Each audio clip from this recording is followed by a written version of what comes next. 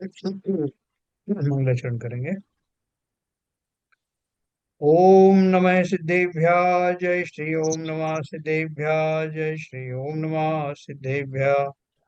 मंगलम भगवान वीरो मंगलम गौतमो गणि मंगलम कुंद कुंदाद्यो जैन धर्मोस्तु मंगलम। सर्वमंगल मांगल्यम सर्व कल्याण कारकम प्रधानम सर्वधर्माणां जैनम जयतो शासनम। जैनम जयतु शासनम जैनम जयतु शासनम। नमः समय साराय स्वानुभूत्या चकासते चित्स्वभावाय भावाय सर्वभावांतरच्छिदे।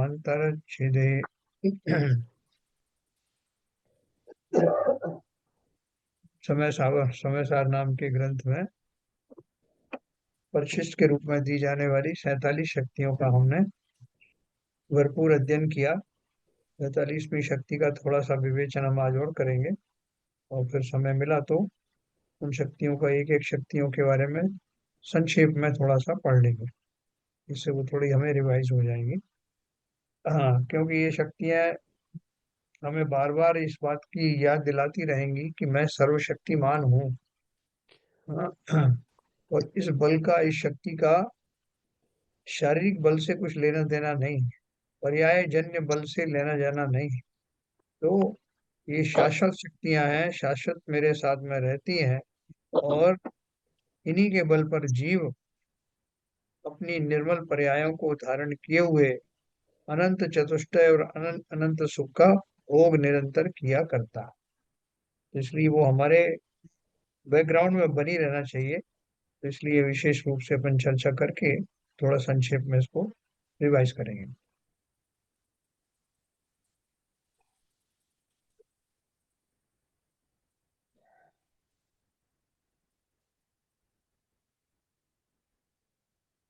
देखो, अपन ने ये पढ़ा था जो लास्ट इसका, इस प्रकार संबंध शक्ति की चर्चा के साथ साथ 47 शक्तियों की चर्चा भी समाप्त होती है। उक्त 47 शक्तियों की चर्चा में दृष्टि के विषयभूत अनंत शक्तियों के संग्रहालय भगवान आत्मा का स्वरूप तो स्पष्ट हुआ ही है, साथ में उछलती हुई शक्तियों की बात कहकर, शक्तियों के उछलने की चर्चा करके, निर्मल पर्याय रूप से परिणमित होने की बात करके, द्रव्यार्थिक नय के विषयभूत द्रव्य की चर्चा के साथ साथ पर्याय आर्थिक नय के विषयभूत निर्मल परिणमन को भी स्वयं में समेट लिया है ना। देखो, इसमें विशेष बात क्या है, अपने को ये तो अपन जानते हैं कि आत्मा की दो रूप हमने पढ़े हैं। एक तो द्रव्यार्थिक नय से आत्मा कैसा है, तो द्रव्य के रूप में आत्मा का स्वरूप हमने अच्छे से जाना। और यही द्रव्य जब विभिन्न परिस्थितियों में या विभिन्न पर्यायों से गुजरता है तो कौन कौन सी पर्यायें बनती हैं, और ये हम सब जानते हैं कि पर्याय गुणों की ही होती है। तो यहाँ हम जो है, जो द्रव्य है आत्मा है, तो उसमें जो शरीर आदि वाली पर्यायों की बात नहीं करेंगे। कौन सी पर्याय की बात करेंगे, जो आत्म द्रव्य के गुणों की होती है। तो वो गुणों की जो पर्याय होती है, उनमें जो परिणमन होता है, उन पर्यायों में से होके गुजरता है, तो वो सारी जो निर्मल पर्याय जो प्रकट होती हैं, उन्हीं की हम चर्चा यहाँ करते रहे। अब देखो, एक नदी में, नदी की बजाय एक झील हो, एक तालाब हो, तो एकदम उसमें पानी शांत रहता है। उसमें ऐसा लगता नहीं है कि पानी में कोई एक्टिविटी चल रही है। तो उसके विपरीत अगर कहीं कोई एक सरोवर हो जिसमें नीचे से एक फव्वारा आ रहा हो, और तो उसका भाई पानी साहब, जो, ये हाँ, ये जो ये 47 शक्तियां हैं या जो भी शक्तियों के बारे में बात हो रही है, केवल आत्मा के गुणों के बारे में बात हो रही है, पर्याय के बारे में ना बात कोई नहीं हो रही है। यही मतलब हाँ, है ना? हाँ, हाँ, है। आत्मा के बारे अच्छा। में, बिल्कुल। हाँ, वही मतलब है। तो अभी अपन जो है इस मुकाम तक आ गए कि वो पर्याय जो है, जो वो परद्रव्यों की पर्याय पीछे छूट गई। परद्रव्य यानी जैसे हम आत्मा के अलावा शरीर आदि की बात करें जिसमें कि आत्मा निवास करती है, तो वो चर्चा यहाँ नहीं, बिल्कुल। यह प्योर आत्मा और उसके जो गुण हैं, बेसिक द्रव्य की जो गुण आदि हैं, उनकी जो पर्याय हैं उनकी चर्चा की गई। तो इसलिए वो जगह जगह कहा ना कि वो निर्मल परिणमन और उछलती हुई शक्तियों का अर्थ क्या है, वो मैं आपको समझा रहा था कि जैसे कि झील का पानी, तालाब का पानी एकदम शांत होता है, उसमें कोई ऐसा डायनेमिज्म नहीं होता तो उसको देख के उत्साह आ जाए। उसकी विपरीत अगर कोई ऐसा सरोवर हो जिसमें नीचे से एक फव्वारा सा चल रहा है, जो कि उस पानी को तेजी से इधर उधर फेंक रहा है, भले ही वो एरिया उतना ही हो, लेकिन उसमें जो पानी चलता हुआ दिखाई देता है, जो उसका जो वेग, डायनेमिज्म जब तो सब तरफ फैलता हुआ दिखाई देता है, तो उस समय जो उमंग होती है जीवों की, उसके निमित्त से अलग होती है। वो भी उत्साह से भर जाता है। जैसे जैसे वो शावर से वो पानी जो है ऊपर की तरफ उछलता है, बाउंड्री में ही रहता है, लेकिन वो चलायमान होता हुआ डायनेमिज्म के साथ में दिखाई देता है, तो अनुभूति सभी जीवों को एक उत्साह पूर्वक होने की होती है। ठीक उसी प्रकार से यहाँ निर्मल पर्यायों की बात की गई है, विभाव परिणामों को छोड़ दिया गया है। तो निर्मल परिणाम पर्याय जब घटित होती है, तो वो जीव के अपने एफर्ट से होती हैं। कौन सा एफर्ट्स है? एफर्ट्स है उसकी शक्तियां। वो एफर्ट शक्तियों के माध्यम से ही प्रकट होता रहता है। और ये पूरी जो 47 शक्तियां बताई गई हैं, वैसे तो अनंत शक्तियां हैं, उन 47 शक्तियों के माध्यम से वो उसमें जीव में वो उत्साह भरा रहता है। चैतन्य पदार्थ में जो उत्साह रहता है, उसका कारण उसमें बसने वाली ये 47 शक्तियां हैं, जो एक शांत भाव से नहीं, बल्कि बोलते हैं जैसे उत्साह आता ना, तो उत्साह कैसा होता है? उमंगों से भरा हुआ वही उत्साह उसे सुख प्रदान करता है। और वीर्यत्व शक्ति के कारण से वो उन निर्मल पर्यायों का सृजन करता है, और वो सृजन करने में कामयाब रहता है, क्योंकि उसके पास ही ऐसी शक्ति है ना। अपन अलग अलग शक्तियों की बात करते हैं, उन्होंने सावित शक्ति की साधना की, उनको ये शक्ति प्राप्त हो गई, उनको और रूप ने विद्या रूपी शक्ति प्राप्त हुई, लक्ष्मण को लगी वो एक शक्ति थी। तो यहाँ जो शक्ति की बात हो रही है, वो जीव की अपनी शक्तियां हैं, अपने गुणों की निरंतर बदलने वाली पर्याय हैं, जिनमें निर्मल पर्याय ही शामिल की गई हैं। इसलिए उनको उछलती हुई शक्ति कहा, क्योंकि वो हमारे उत्साह का की द्योतक है। तो यहाँ बताया इस प्रकार। हाँ, यहाँ लिखा है ना, शक्तियों के उछलने की चर्चा करके, निर्मल पर्याय रूप से परिणमित होने की बात करके, द्रव्यार्थिक नय के विषयभूत द्रव्य की चर्चा के साथ साथ पर्यायार्थिक नय के विषयभूत निर्मल परिणमन को भी स्वयं में समेट लिया है। या पर्यायार्थिक में मतलब पर्याय कौन सी? जैसे मैंने आपको क्लियर किया, ये पर्यायों में शरीर आदि की पर्याय शामिल नहीं, बल्कि स्वयं जीव की जो रागादि विभाव पर्याय हैं उनकी भी बात नहीं है। यहाँ तो सिर्फ वो निर्मल पर्याय की बात की गई है। विषयभूत निर्मल परिणमन को भी स्वयं में समेट लिया है। परिणमन होता है मतलब पर्याय बदलती है। परिणमन क्या हो रहा है? कि उन निर्मल पर्यायों का आगमन हो रहा है, और उन निर्मल पर्यायों का जो शुद्ध रूप से शुद्ध शुद्ध पर्याय जैसे अपन कहते हैं ना, उसी तरह से अनंत चतुष्टय रूप पर्याय हुई, या जो है अनंत सुख रूप पर्याय हुई। तो वो सब किसके कारण हो रहा है? उसमें कारण कौन है? ये शक्तियां ही हैं, जो निरंतर उस कार्य में सक्रिय बनी हुई है ना। इस प्रकार इस शाद्वाद अधिकार में द्रव्य पर्यायात्मक अनेकांत स्वरूप आत्म वस्तु को शाद्वाद शैली में स्पष्ट किया गया है। इस प्रकार 47 शक्तियों की चर्चा करने के तत्काल बाद आचार्य देव दो छंदों में इस प्रकरण का उपसंहार करते हैं, जिनका पद्यानुवाद इस प्रकार है ना। उन्होंने दो छंद दिए हैं अमरचंद जी ने, जिसका इन्होंने हिंदी में भाव किया है 264।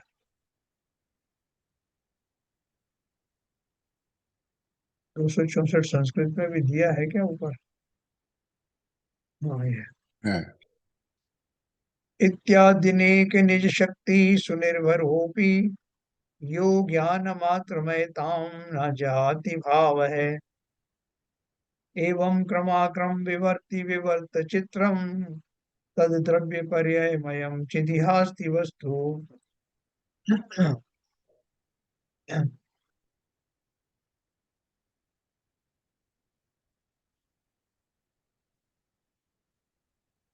उसका इन्होंने यहाँ हिंदी में जो दिया है वो अपन पढ़ते हैं।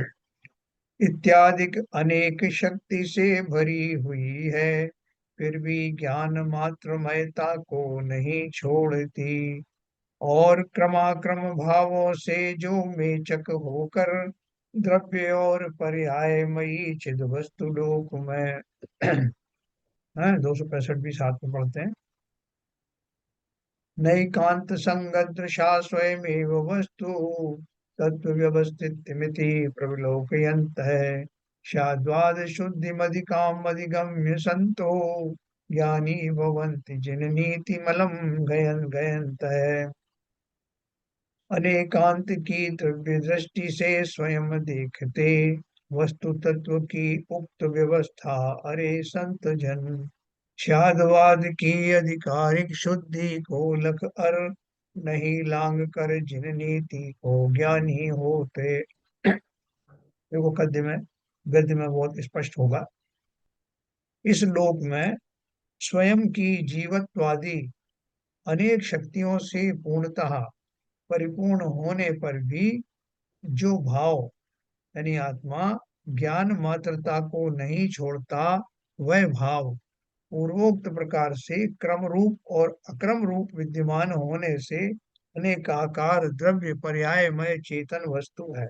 चेतन वस्तु की परिभाषा है जो मैं आपको नीचे और बताऊं क्लियर करके। पहले तो उन्होंने क्या बताया, इस लोक में स्वयं की जीवत्वादि अनेक शक्तियों से पूर्णतः परिपूर्ण होने पर भी जो भाव यानी आत्मा ज्ञान मात्रता को नहीं छोड़ता, वह भाव यानी आत्मा पूर्वोक्त प्रकार से क्रम रूप और अक्रम रूप विद्यमान होने से अनेकाकार द्रव्य पर्यायमय चेतन वस्तु है। कहने का अर्थ क्या है उनका, कि वो शक्तियां तो उसमें भरी हुई हैं आत्मा के अंदर में, वो क्या क्या बोलते हैं, जीवत्व शक्ति आदि से सभी शक्तियों से भरी हुई है।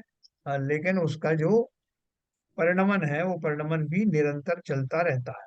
वो कैसे चलता रहता है, अनेकांत संगत दृष्टि के द्वारा अनेकांतात्मक वस्तु तत्व की व्यवस्था को स्वयमेव देखते हुए शाद्वाद की अत्यधिक शुद्धि को जानकर जिनवर देव की नीति का उल्लंघन न करते हुए सत्पुरुष ज्ञानी ज्ञान स्वरूप होते हैं। है ना, ये उन्होंने उसका अर्थ किया जो उनका श्लोक था, छंद जो था। अब इसको जो अपन डिटेल में पढ़ते हैं।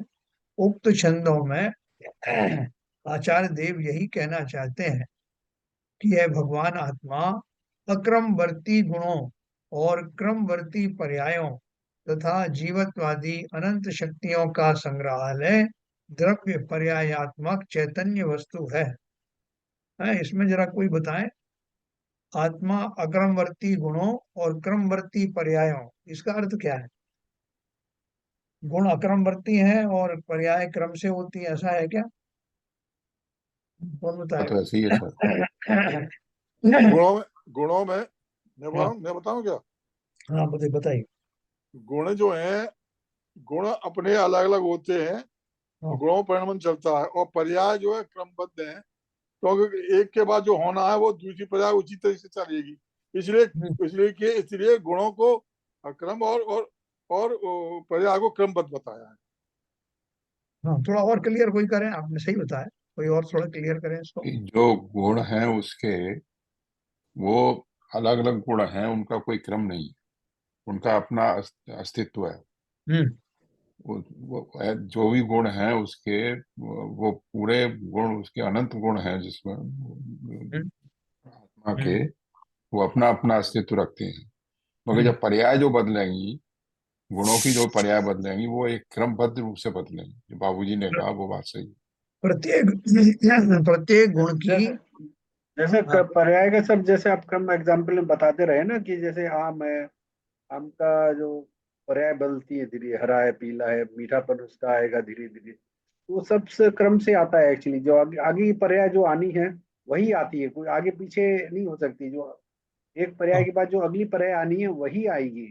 जी। जो आपने भाव अभाव वाला गुण भी शक्ति बताई थी ना, हाँ। तो जो हालांकि वो तो आत्मा के केस में थी, पर पर्याय में भी ऐसे ही है, जो क्रम है उसी नहीं, से आएगा दूसरा एक्चुअली क्रम। दूसरा ये जिन्होंने ललित ने जो एग्जाम्पल दिया आम का, उसमें एक चीज और गौर करने की है कि आम के जैसे कई पर्याय होती हैं।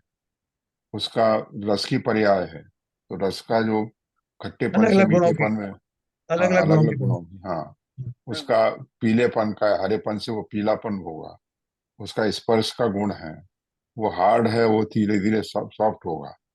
तो हाँ, वो सारी पर्यायें अपने एक साथ बदल रही हैं, किसी क्रम में नहीं बदल रही हैं। बहुत बढ़िया। मगर जो पीलापन है आएगा वो एक क्रम में ही आएगा। तो इन्होंने जो एग्जाम्पल दिया वो बहुत सटीक एग्जाम्पल है। बिल्कुल बिल्कुल, देखो आप तीनों ने बहुत सही बात कही। मैं मैं इसको कंक्लूड करता हूँ कि जीव के सभी द्रव्यों के अंदर अनंत गुण हैं। तो अनंत गुणों की जो पर्याय हैं वो बदलती रहती हैं।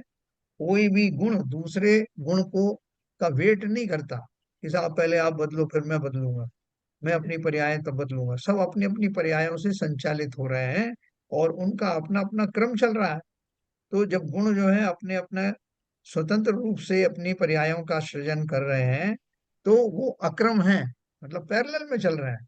किसी का जो है वो मीठे से जो खट्टे से मीठा हो रहा है, और हो सकता है किसी आम में वो हरे से पीला हो ही नहीं, वो हरा ही बना रहे लास्ट तक। थोड़ा कलर पे जरूर चेंज होगा लेकिन हरे से पीला होगा ही नहीं, और लेकिन मीठा हो जाएगा। तो वो उसकी वो जाने, जो उसका अपीयरेंस है वो अलग पर्याय है, अलग गुण है। तो ठीक इसी प्रकार से प्रत्येक द्रव्य के अंदर विद्यमान अनंत गुण अपने अपने क्रम से, अपने अपने हिसाब से चलते रहते हैं पैरेलली। लेकिन हर एक गुण की जो पर्यायें आती हैं वो क्रम से आती हैं। आप तीनों ने बहुत बढ़िया अच्छे से समझा दिया, और विश्वास हो गया कि आपकी समझ में अच्छे से आ गया। और ये बहुत जरूरी था समझना, क्या ये पर्यायों से हमारा भी पर्याय संचालित होती है। अपन बोले साहब आप मुझे क्यों उपदेश दे रहे हो, मेरी जो अगली पर्याय आने वाली होगी वो आएगी, क्रम से आएगी। और तो उस पर्याय के लिए आप क्यों अभी से पीछे पड़ गए कि तुम सिद्ध बन जाओ, कि तुम ये बन जाओ, जब बनना होगा बन जाएंगे। तो क्या करें बताओ, ये सिद्धांत जो है हमारे लिए घातक है कि ये हमारे लिए हेल्पफुल है। नहीं, ये जो सिद्धांत है ये तो शाश्वत है, हाँ, ना घातक है ना क्या कहते हैं। मगर ये इस सिद्धांत से ये मालूम पड़ता है कि हमारे आत्मा में कितनी शक्ति है, और ये शाश्वत शक्ति है। इसको वारना, इसको पाना, ये हमारा लक्ष्य है, जिससे सांसारिक भ्रमण से हम दूर हो जाए। चलो इसमें विपुल जी बताओ भाई।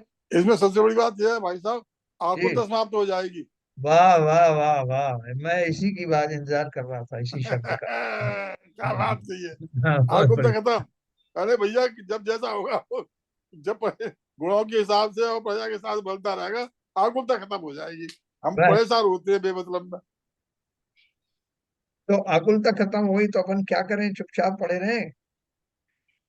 हैं अब ये सब अपने आप होगा, चुपचाप ये सब हमारी चुप आकुलता चुपचाप खत्म हो। चुपचाप तो कोई पढ़ाई नहीं रह सकता। हाँ आकुलता तो बराबर बनी रहती है। उसी बाबूजी ने जो सही सटीक आंसर दिया, हाँ, जो आकुलता को खत्म करने पर ही तो क्या कहते हैं ये सारी शक्तियां प्रकट होंगी, मतलब अपने स्वरूप में आएंगी। स्वरूप में होते हुए उन पर उभार आएगा। क्या विपुल जी इससे अगली निराकुलता अगली जो कैसे होगी? अगला अगला अगला जो समवाय, जो अगला आना है इवेंट या जो भी होना है अगले पर्याय, हाँ, या जैसे, तो उस होने के लिए जो समवाय चाहिए, जी, तो पांचों समवाय के हिसाब से तो करना पड़ेगा। अगर पुरुषार्थ उस करने के लिए जो चाहिए वैसा पुरुषार्थ करना पड़ेगा। हाँ, और बाकी चीजें भी पांचों इकट्ठी होंगी।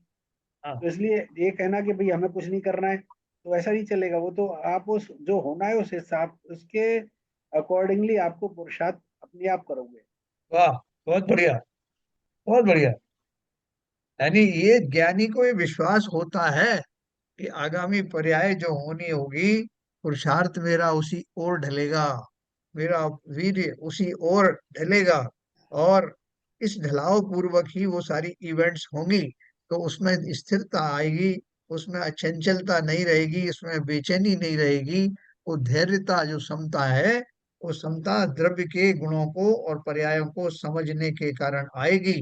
और वो व्यर्थ ही आकुल व्याकुल होगा नहीं। और चूंकि ज्ञानी है, ज्ञानी होने पर ही इतना विश्वास होगा, तो वो ये भी जानेगा कि मैं किसकी पर्यायों की बात कर रहा हूँ, मैं कौन हूँ, और पर द्रव्यों से कैसे अलग हूँ। इसलिए वो भ्रष्ट नहीं होगा। जैसा उन्होंने कहा कि जब जो होगा होना है, आराम से सो जाओ, जब देखेंगे कोई उठा के जगाएगा कि भाई साहब उठो, आपको सम्यक दर्शन हो गया, तो उठ जाएंगे, अपना ब्रश ब्रश करेंगे। है, क्योंकि बात ज्ञानी की हो रही है। ये सिद्धांत समझ में किसको आया? जिसको आया वही ज्ञानी है, और उस ज्ञान का सदुपयोग ही करेगा। वो विषमताओं में उच्छृंखल होकर के उसका, उस सिद्धांत का अनुकरण नहीं करेगा। तो बहुत बढ़िया बात आप लोगों ने कही। क्या विपुल जी, आप भी कुछ बताओ जरा इसमें, इस सिद्धांत से कुछ लाभ होने वाला है कि नहीं होने वाला? अ, नहीं सर, इसमें कुछ नया तो मुझे नहीं आ रहा है। जैसे सबने बोला बिल्कुल वही ठीक लग रहा है मुझे भी। तो अपन इस सिद्धांत को समझ गए, या समझने वाले हैं, या समझेंगे? बोले एक दिन समझ नहीं सर, लेंगे। काफी काफी समझ में आ रहा है, और विश्वास भी हो रहा है। और धीरे धीरे दृढ़ता भी आ रही है विश्वास में। हाँ, एब्सॉर्ब लेकिन हो रहा है। थोड़ा टाइम लगेगा, हाँ। बहुत बढ़िया है। तो देखो अपन चलते हैं और आगे से थोड़ा सा और आगे। आ,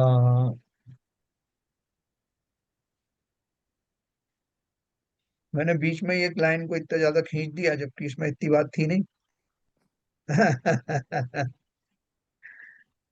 हाँ, तो क्या बोल रहे हैं? 265 अपन पढ़ रहे थे। उक्त छंदों में आचार्य देव यही कहना चाहते हैं कि यह भगवान आत्मा अक्रमवर्ती गुणों और क्रमवर्ती पर्यायों तथा जीवत्वादी अनंत शक्तियों का संग्रहालय, द्रव्य पर्यायात्मक चैतन्य वस्तु है। यह चैतन्य वस्तु अनंत गुणात्मक और उनके निर्मल परिणमन से संयुक्त होने पर भी अपने ज्ञान मात्र पने को नहीं छोड़ती, अपने जानन स्वभाव को नहीं छोड़ती, है ना?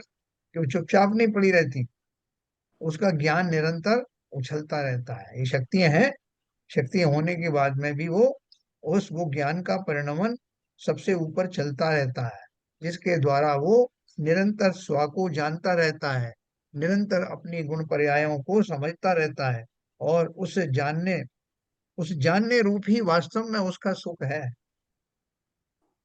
स्वयं को जानते रहना, अपनी निर्मल पर्यायों को जानते रहना, उसी में निमग्न रहना, यही तो सुख का स्वरूप है, यही सुख का स्रोत है। अपने जानन स्वभाव को नहीं छोड़ती, उक्त अनेकांतात्मक ज्ञान मात्र आत्म वस्तु और उसकी परिणमन व्यवस्था का स्वरूप भली भांति जानकर ज्ञानी जन शाद्वादमयी जिन नीति को, जिनेन्द्र भगवान कथित नीति को नहीं छोड़ते। सभी चीजों में, ये सभी चीजों में अगर अपन ने लगा लिया ये शाद्वाद का अर्थ समझ करके, कि वस्तु के अंदर में बहुत सारी विपरीत शक्तियां भी होती हैं, विपरीत गुण भी होते हैं, लेकिन वो सब किस अपेक्षा से विपरीत है, किस अपेक्षा से वो स्वकीय है, वो उसको समझना, किस एंगल से कौन सी बात कही है, वो एंगल का ज्ञान होना, वो सब शाद्वाद शैली के द्वारा उस अनेकांत वस्तु को समझा जाता है। अनेकांतात्मक ज्ञान मात्र आत्म वस्तु को जानकर उसमें अपनापन स्थापित कर उसी में जम जाना, रम जाना चाहिए। आचार्य अमृतचंद्र ने आत्मख्याति के परिशिष्ट के आरंभ में ही यह प्रतिज्ञा की थी कि अब शाद्वाद की शुद्धि के लिए वस्तु तत्व की व्यवस्था और उपाय उपेय भाव पर भी थोड़ा बहुत विचार करते हैं, है ना? ये उपाय उपेय भाव क्या है?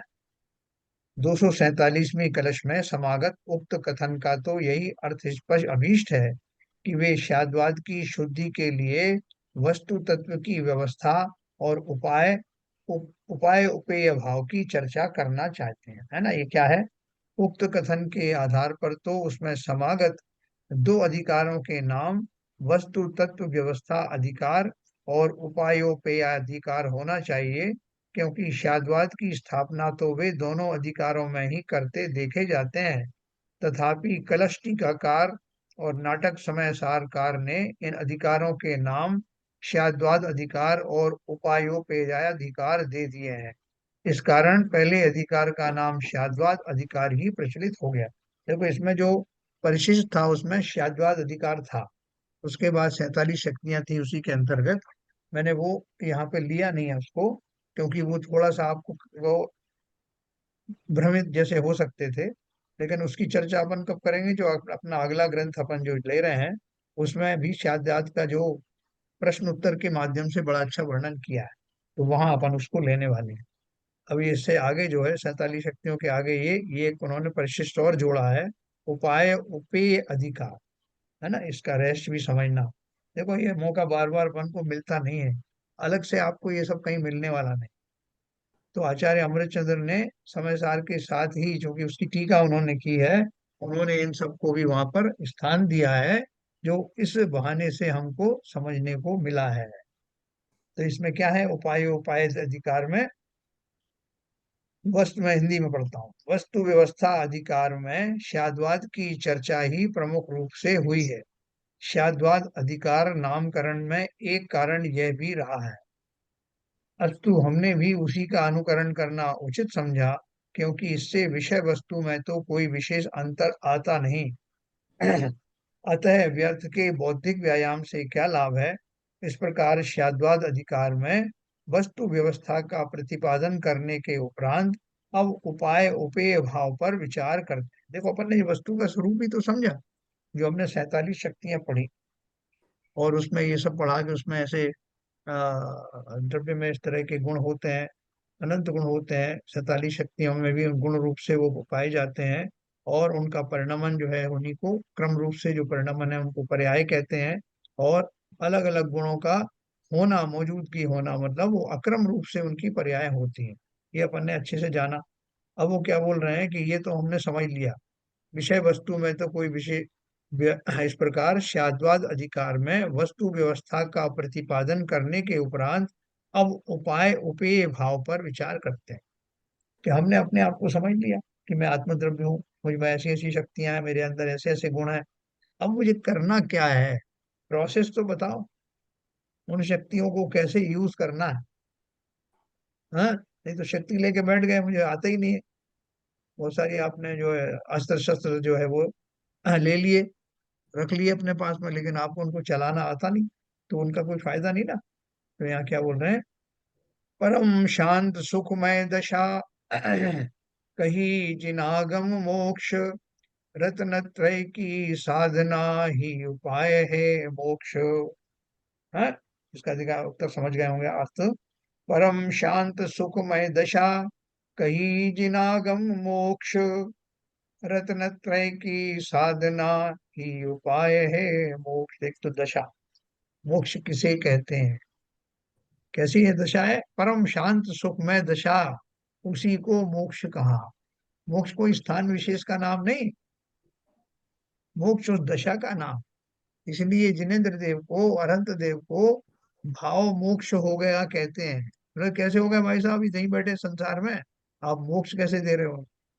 क्योंकि मोक्ष स्थान विशेष की बात नहीं, मोक्ष तो उस दशा का नाम है जिसमें जीव पूर्णतः शांत होकर अपने स्वभाव में ठहर जाता है, स्थिर हो जाता है, और पूर्ण सुख की अनुभूति करता है, उस दशा का नाम। तो बोले फिर वो मोक्ष क्या है, सिद्ध शिला वाला मोक्ष क्या है। बोले जब जीव समस्त कर्मों से रहित हो जाता है, अभी जो जिनेन्द्र देव उनके 4 आघातिया कर्म लगे ना, तो जब उनका भी भार निकल जाता है, तो जीव अत्यंत निर्भर और हल्का होने के कारण ऊर्ध्व गमन करता। जैसे हीलियम का गुब्बारा होता है ना, तो उसमें गैस भरी हुई है, आपने रस्सी से बांध रखा था उसको, जैसे ही वो रस्सी तोड़ी आपने, धागा तोड़ा, तैसे ही वो अपने उच्चस्थ स्थान जहां तक वो जा सकता है वो जाएगा। ठीक उसी प्रकार से ऐसा भाव मोक्ष वाल की दशा वाला जीव जब अपने 4 अघातिया कर्मों से भी मुक्त होता है, तो उसका स्वभाव है जीव का, जैसे अग्नि का स्वभाव ऊर्ध्वगामी होता है, ऐसे ही जीव का स्वभाव निर्वाण अवस्था में, मुक्त अवस्था में ऊर्ध्व गमन को होता है। और ऊर्ध्वगमन कहाँ होता है? जहाँ संसार का अग्रभाग है, वहां जाकर के स्थिर हो जाता है। उसके बियॉन्ड तो फिर अलोकाकाश है। लोक के अंतिम भाग में या अग्रभाग में जाकर स्थिर हो जाता है। तो उसका उपाय क्या है वहां जाने का? उपाय बता दिया, रत्न त्रय की साधना ही उपाय है मोक्ष। अभी हमारे बहुत काम की बात है। शक्तियों के बारे में हमें पता लग गया कि मैं इन सब शक्तियों से सुसज्जित हूँ। और वो शक्तियों का इस्तेमाल कैसे करूं? इस अधिकार का आरंभ आत्मख्याति में आचार्य अमरचंद्र निम्नांकित पंक्ति से करते हैं। अब उपाय उपेय भाव पर विचार करते हैं। तात्पर्य यह है कि अकेली एक ज्ञान मात्र आत्म वस्तु में उपाय भाव अर्थात साधक भाव और उपेय भाव अर्थात साध्य भाव किस प्रकार घटित होते हैं यह बताते। मुझे और उपाय किसका? दर्शन, वो दर्शन। हेलो। ये बंद करो, म्यूट कर दीजिए। तो ये जो उपाय कर रहे हैं किसके लिए कर रहे हैं अपन? किसी दूसरे के लिए तो कर नहीं रहे हैं। मुझे किसी और को रिपोर्ट करनी नहीं कि साहब आपने जो काम बताया था मैंने कर दिया है, अब मेरा जो पारितोषिक दो मुझे। तो वहाँ क्या कह रहे हैं?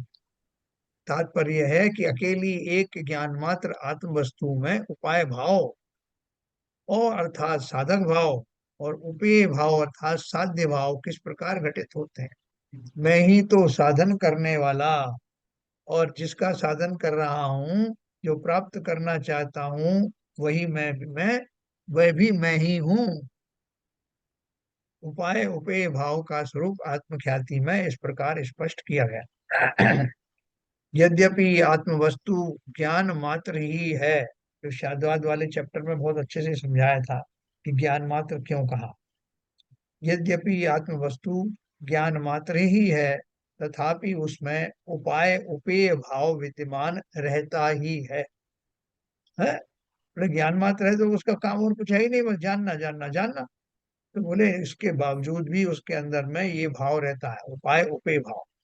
क्योंकि एक होने पर भी आत्मा साधक रूप से और साध्य रूप से स्वयं ही परिणमित होता है। उसमें जो साधक रूप भाव है वह उपाय है, और जो सिद्ध रूप भाव है वह उपेय है। तात्पर्य यह है कि मोक्ष मार्ग उपाय है और मोक्ष उपेय है। रत्नत्रय को अपन क्या बोलते हैं? सम्यक दर्शन ज्ञान चारित्राणी मोक्ष मार्गा।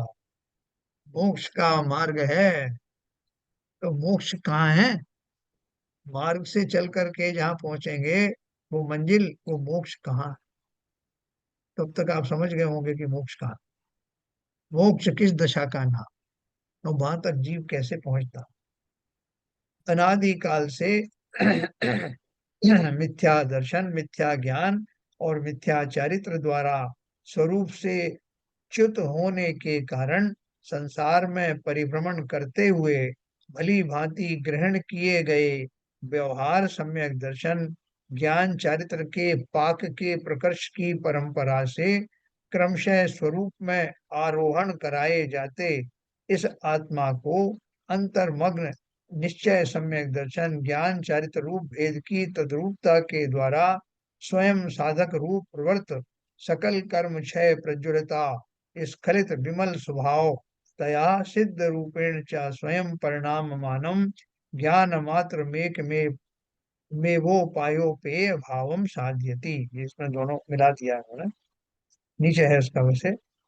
स्वयं साधक रूप ज्ञान मात्र भावश से साधक रूप भाव से रूप से परिणमित होता हुआ परम प्रकर्ष की पराकाष्ठा को प्राप्त रत्न त्रय की अतिशयता से प्रवर्तित सकल कर्म क्षय से प्रज्वलित हुए अस्खलित विमल स्वभावत्व से स्वयं सिद्ध रूप से परिणमता हुआ एक ज्ञान मात्र भाव ही उपाय उपेय भाव को सिद्ध करता है ना। कितना लंबा चौड़ा बात है। और इसका अर्थ अब आप समझ गए होंगे कि इतनी सब जो उन्होंने उस विषय वस्तु दी, जो शब्द यूज करे उसका अर्थ क्या है। हाँ, इसका अर्थ अभी मैं नीचे बताऊंगा आपको। इस प्रकार ये उपाय और उपेय दोनों भाव ज्ञान मात्र आत्मा से अनन्य ही हैं। ऊपर जो पढ़ा वो उसका नीचे और दिया अर्थ। क्या बोल रहे हैं? उपाय और उपेय दोनों भाव आत्मा के ही है, इसलिए सदा अस्खलित, अस्खलित मतलब वो कभी भी दिखता नहीं है, च्युत नहीं होता, जिस पोजीशन में है उस पोजीशन में ही रहता है। इसलिए सदा अस्खलित एक ज्ञान मात्र आत्म वस्तु के निष्कंप ग्रहण से है, नित्या प्रकंपाद्भुत केवलोघा बोलते हैं ना, कैसा है? अकंप है। आत्म वस्तु के निष्कंप ग्रहण से, जिनको अनादि संसार से निर्मल भाव रूप भूमिका की प्राप्ति ना हुई हो, उन मुमुक्षुओं को भी तत्क्षण ही साधक भूमिका की प्राप्ति होती। जो लगे हुए हैं ना, 1,000 साल तक तपस्या कर रहे हैं, कोई 12 साल तक कर रहे हैं, वो सब कौन है? साधक हैं। कब उन्हें होगा साहब? वो अनुभूति कब होगी? उनका रत्नत्रय जो है वो पूर्ण कब होगा? बोले बस होने ही वाला, देर नहीं है। क्यों देर नहीं है साहब? 1,000 साल कम होते हैं क्या? आप बोले देर ही नहीं लगी। 1,000 साल तो वो क्षण लाने के लिए, वो क्षण आया नहीं जिसमें पूर्ण स्थिरता को प्राप्त होकर आत्मा में स्थापित हो जाए जीव। वो क्षण तो एक समय का होता है। ये बात अलग है, एक समय को लाने में, उससे एक समय की पर्याय के प्रकट होने में अनंत समय लग जाती, लेकिन जब भी आएगा वो एक समय पूर्वक ही आएगा। एक समय पूर्वक वो साधक थे और दूसरे समय में सिद्ध हो गए। तो उन मुमुक्षुओं को भी तत्क्षण ही साधक भूमिका की प्राप्ति होती है, फिर उसी में नित्य लीन रहते हुए क्रम रूप से और अक्रम रूप से प्रवर्तमान अनेक धर्मों के अधिष्ठाता वे मुमुक्षु साधक भाव से उत्पन्न होने वाले परम प्रकर्ष रूप साध्य भाव के भाजन होते है ना। ये थोड़ी कठिन हिंदी है, उसको समझ जाना आप, मैं नीचे और सरल आपको बताऊंगा। परंतु जो अनेक धर्मों से गर्भित ज्ञान मात्र भाव की इस भूमिका को प्राप्त नहीं कर पाते हैं, वे सदा ही अज्ञानी रहते हुए ज्ञान मात्र भाव को स्वरूप से अभवन और पर रूप से भवन देखते हुए, जानते हुए और आचरण करते हुए मिथ्या दृष्टि, मिथ्या ज्ञानी और मिथ्या चारित्री होते हुए, उपाय उपेय भाव से अत्यंत भ्रष्ट होते हुए संसार में ही परिभ्रमण करते, है ना। ये दो तरह के जीवों की दशा बताई। एक तो ज्ञानी साधक दशा में कैसे होते हैं और उनको साधना करते हुए साध्य की प्राप्ति कैसे होती है। दूसरा मिथ्या दृष्टियों के बारे में बताया, जो इन गुणों से परिचित नहीं है, साधना का जो हम मर्म समझते नहीं है, तो वो जब तक नहीं समझते तब तक ही मिथ्या दृष्टि बने रहते हैं और इसलिए उन उपायों से वंचित रहते हैं। ये ऊपर का सार है, अभी नीचे उसको और क्लियर करते हैं।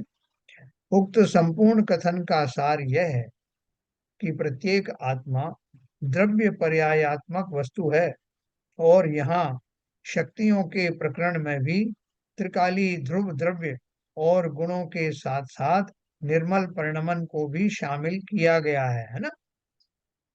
यह निर्मल परिणमन ही उपाय यानी साधन मोक्ष मार्ग और उपेय यानी साध्य मोक्ष के भेद से दो प्रकार का होता है।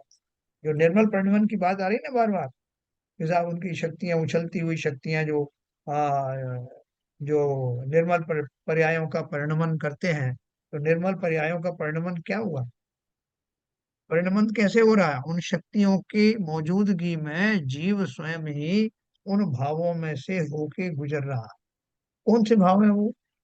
निर्मल परिणमन वही उपाय है, साधन मोक्ष मार्ग है, और उपेय यानी साध्य मोक्ष के भेद से दो प्रकार का होता है ना। नदी बह रही है, तो नदी के प्रवाह से, नदी का प्रवाह चल रहा है और वो कहाँ जा रहा है? नदी समुद्र में जा रही है, वहीं जाके मिलती है। तो नदी का बहना और निरंतर बहना उसे कहाँ ले जा रही है? अपनी मंजिल की ओर ले जा रही है। तो आप बोल रहे हैं कि वो तो बहती हुई तो जा रही है ना, तो उसका बहाव जारी है, तो उस बहाव को ही तो निरंतरता कहते हैं। और वो वहां समुद्र में जाती है, चली जाती है, वहां उसका अस्तित्व समाप्त नहीं होता, फिर से नदी के जो स्रोत है वहां से निरंतर वो धारा बह रही है और वहां तक जाती, निरंतरता। एक बार समुद्र में पहुंच गई उसके बाद नदी खत्म नहीं होती जी, उसका जो बाकी का जो प्रवाह है वो उस खंड से, उस छोर से बना ही रहता है।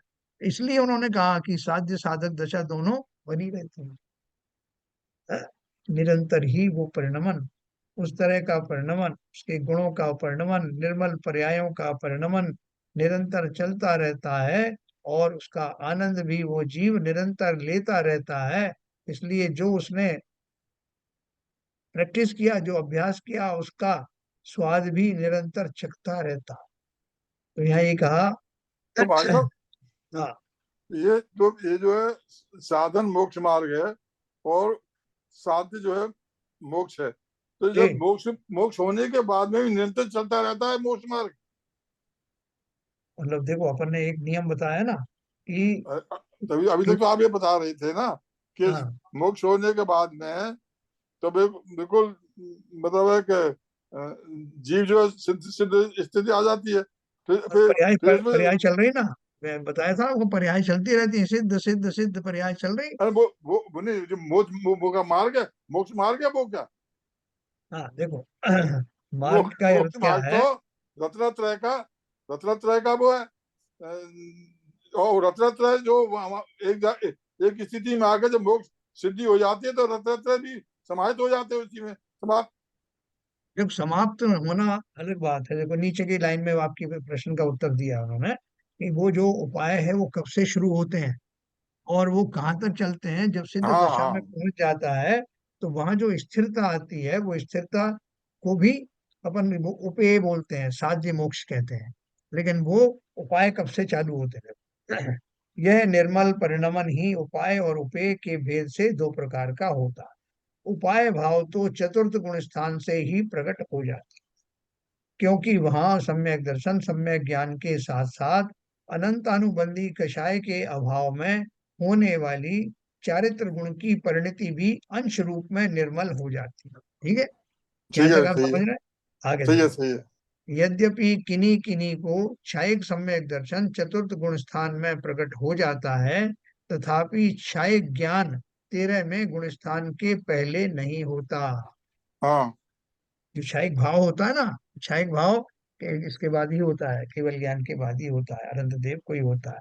भले इस क्षयिक सम्यक दर्शन हो गया, लेकिन ये क्षयिक ज्ञान जिसे कहते हैं वही तो केवल ज्ञान है। वो कब होता है? 13वें गुण स्थान में होता है। ठीक है, तो आपको पूरी प्रक्रिया आपको बता रहे हैं। यद्यपि ज्ञान का परिणमन सम्यक ज्ञान रूप हो गया है, तथापि ज्ञान की पूर्णता केवल ज्ञान होने पर ही होती है। इसी प्रकार चारित्र की पूर्णता भी साध्य भाव की सिद्धि के साथ ही होती है ना। अभी वो जो मैंने आपको न प्रवाह का उदाहरण क्यों दिया कि वो अभी चंचलता है उसमें, उस प्रवाह में। लेकिन वो जब चंचलता, जैसे सागर गंभीर होता है ना, वहां जाकर के वो गंभीर स्वभाव वाला हो जाता है, चंचलता समाप्त हो जाती है। तो जिस समय मेरा ये सब साधना के जो भाव हैं वो पूर्णता को प्राप्त होते हैं, अभी आंशिक है ना, और आंशिक से निकल करके पूर्णता की जब प्राप्ति होती है तो वही उसकी साध्य दशा है। वो किसने प्राप्त किया? वही जीव अभी थोड़ी देर पहले साधना कर रहा था, और वही जीव साधना किसकी कर रहा था? पंच परमेष्टि की कर रहा था। बताओ बाबू जी, किसकी साधना कर रहा तो वो उसमें आत्मा की अब स्थित स्थित स्थित स्थित था? होने में। हाँ, हाँ स्थिरता निज में पाने की, स्थिरता निज में प्रभु पाऊं जो हाँ, अंतर स्थिरता कराता होने के लिए है। साधना कर रहा था वो। हाँ, नहीं, मगर किसको? मगर जैन हाँ साहब, जी, मगर जो बाबूजी ने जो प्रश्न उठाया था, हाँ वो ये जो मैं समझ पाया हूँ हाँ कि जब साध्य स्थिति आ जाती है, जब पूर्ण रूप से सम्यक दर्शन, सम्यक ज्ञान, सम्यक चारित्र प्राप्त हो जाता है, आत्मा का स्थिरता आ जाती है, हाँ तो उसके बाद जो सिद्ध अवस्था है, हाँ उसके बाद भी उनके गुणों का नैसर्गिक परिणमन तो चलता ही रहता है। हाँ, मगर बिल्कुल वो बिल्कुल। वो वो पूर्ण मोक्ष दशा में ही होता है। हाँ वो हाँ, दशा बिल्कुल। पूर्ण मोक्ष दशा ही होती है, स्थिर दिशा ही होती है। पर उनके गुणों का परिवर्तन तो लगातार चलता रहता है जब तक सिद्ध आत्मा वहां पर विराजमान है। हाँ हाँ, अनंतता तो में। यही मैंने कहा ना कि वो परिणमन कभी रुकता नहीं है। वो हाँ, मैंने नदी के माध्यम से वही उदाहरण मैंने देने की कोशिश नहीं, वो की। वो वो मोक्ष मार्ग नहीं है, मोक्ष मार्ग तो खत्म हो गया। हाँ जब मोक्ष हाँ, वो मोक्ष यही मैं सीवी साहब यही मैं कह रहा था। हाँ नहीं हाँ। आप तो जो वो कह रहे हैं यही मैं कह रहा था कि मोक्ष जब मार्ग तो वो खत्म हो गया। अब यहाँ पे ये उसके कह रहे हैं कि मोक्ष मार्ग उस निरंतर चलता रहता है। नहीं नहीं, हाँ, मोक्ष मार्ग तब तक ही चलता है जब स्वतंत्र की प्राप्ति हो जाती है। जब मोक्ष मार्ग पूरा स्थिर हो जाता है, उसके बाद उसका परिणमन जो चलता है वो मोक्ष मार्ग नहीं है, वो मोक्ष की स्थिति है। जो हाँ, आप बराबर। समझ रहे हैं वही मैं समझ रहा हूँ। हाँ, वही है। हम दोनों साथ साथ समझ रहे हैं, लेकिन जो लिखा आप तो यहाँ उल्टा है। नहीं, लिखा नहीं, ये उल्टा उल्टा नहीं नहीं है, लिखा है। है, उल्टा उल्टा नहीं ये नहीं लिखा है। लिखा है, हुआ सही है कि लिखा है। सिद्ध दिशा होने के बावजूद भी निरंतर नहीं नहीं, चलता रहता है। नहीं परिणमन नहीं नहीं। चलता रहता है, वो मोक्ष मार्ग नहीं है, मोक्ष मार्ग तो वहीं खत्म हाँ, हो गया, ऐसा नहीं पर लिखा है। गुणों लिखा तो की यही जो, है, देखो देखो बताता हूँ क्या लिखा है इसमें। पढ़ लो, यही लिखा है। उक्त संपूर्ण कथन का सार यह है कि प्रत्येक आत्मा द्रव्य पर्यायात्मक वस्तु है, और यहाँ शक्तियों के प्रकरण में भी त्रिकाली ध्रुव द्रव्य और गुणों के साथ साथ निर्मल परिणमन को भी शामिल किया गया है। यह निर्मल परिणमन ही उपाय यानी साधन मोक्ष मार्ग और उपेय यानी साध्य मोक्ष के भेद से दो प्रकार का होता है। तो यही लिखा है। उपाय भाव तो चतुर्थ गुण स्थान से ही प्रकट हो जाता है, क्योंकि यहाँ सम्यक दर्शन सम्यक ज्ञान के साथ साथ अनंतानुबंधी कषाय के अभाव में होने वाली चारित्र गुण की परिणति भी अंश रूप में निर्मल हो जाती है।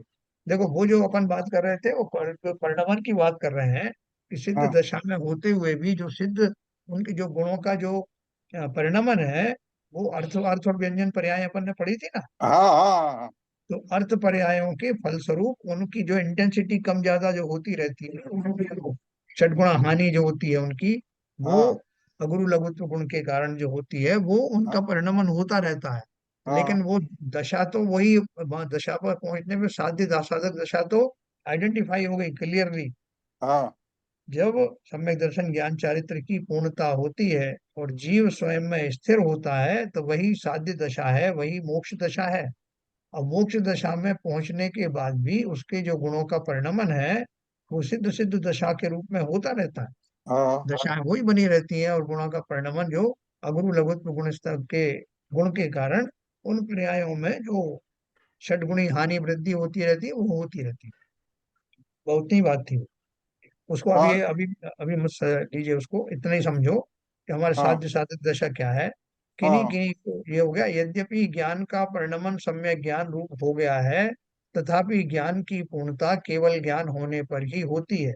इसी प्रकार चरित्र की पूर्णता भी साध्य भाव की सिद्धि के साथ ही होगी। ठीक है ना।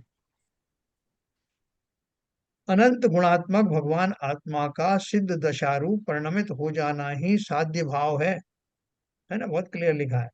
उपेय भाव है, साक्षात मोक्ष है। फिर भी जब तक आत्मा ने सिद्ध दशा प्राप्त नहीं की है, तब तक उसके सम्यक दर्शन ज्ञान चारित्र रूप निर्मल परिणमन का नाम साधक भाव है। साधक भाव है। है ना, जब तक जब तक प्राप्त उसे नहीं की। अब ये बात क्लियर हो गई नहीं। हाँ, इस प्रकार ये उसके बाद भगवान जब जब सिद्ध से आ जाएगी हाँ तब तक है, जब तक सिद्ध से नहीं मिल रही है। सिद्ध से मिलते ही ये हाँ, जो है, ये जब तक उसके सम्यक दर्शन ज्ञान साहित्य निर्मल प्रबंधन का नाम साधक भाव तब तक रहेगा। साधक भाव बस समाप्त हो जाएगा फिर। बिल्कुल बिल्कुल, उस पर जो उसको साध्य भाव कहा जाए।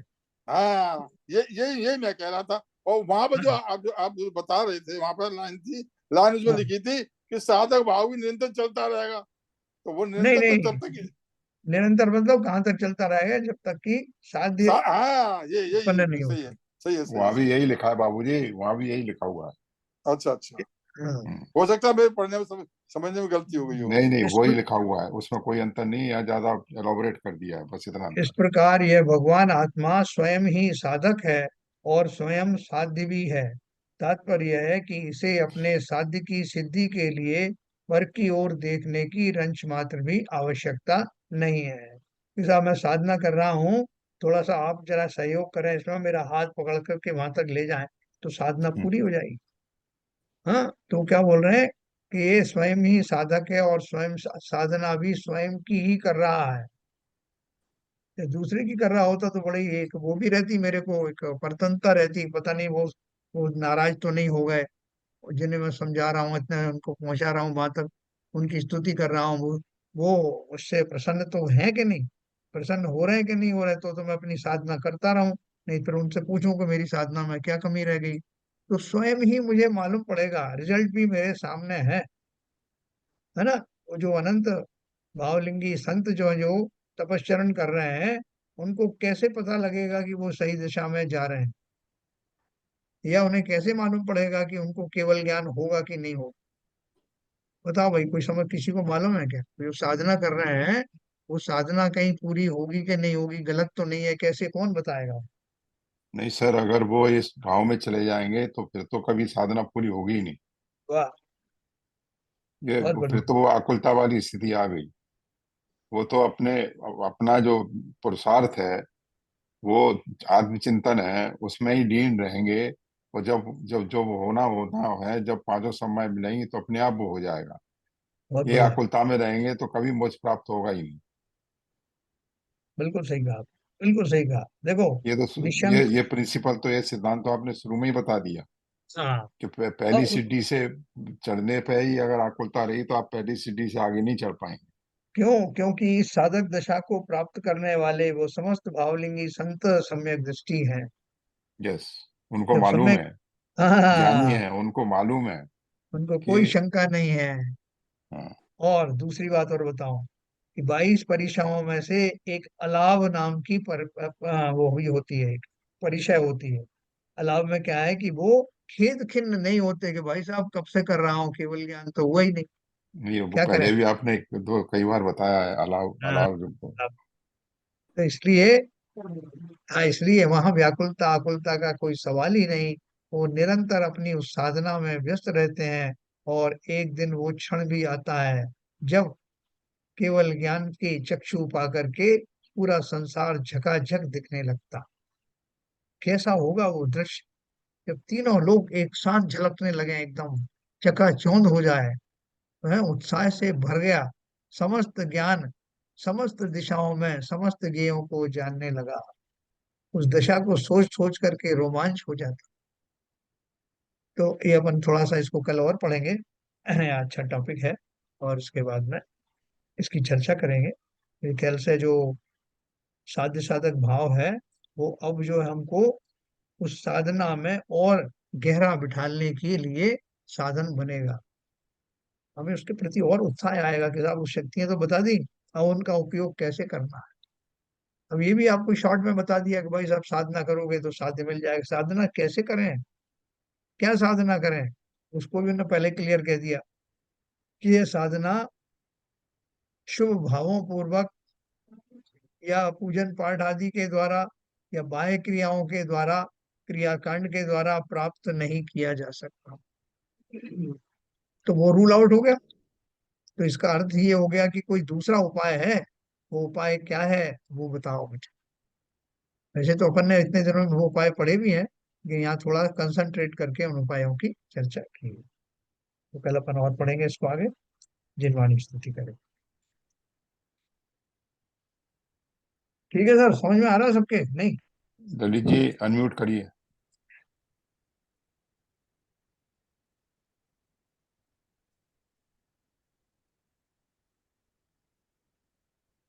तम नाश वे को ज्ञान के प्रकाश वे को अपर भास वे को भानु सी बखानी है। छह द्रव्य जान वे को बंध विधि भान वे को स्वपर पिछान वे को परम प्रमाणी है। अनुभव बताए वे को जीव के जताए वे को काहू न सताए वे को भव्य और आनी है। जहाँ तहाँ तार वे को पार के उतार वे को सुख के विस्तार वे को यही जिन वाणी है। हे जिन वाणी भारती तो है जो पूजन रहन, जो तेरी शरण गए सो पावे सुख चैन। या वाणी के ज्ञान से सूझे लो कालो, तो वाणी मस्तक धरो सदा देते हैं दो, सदा देते हैं दो। जिन वाणी माता की जय। ठीक है।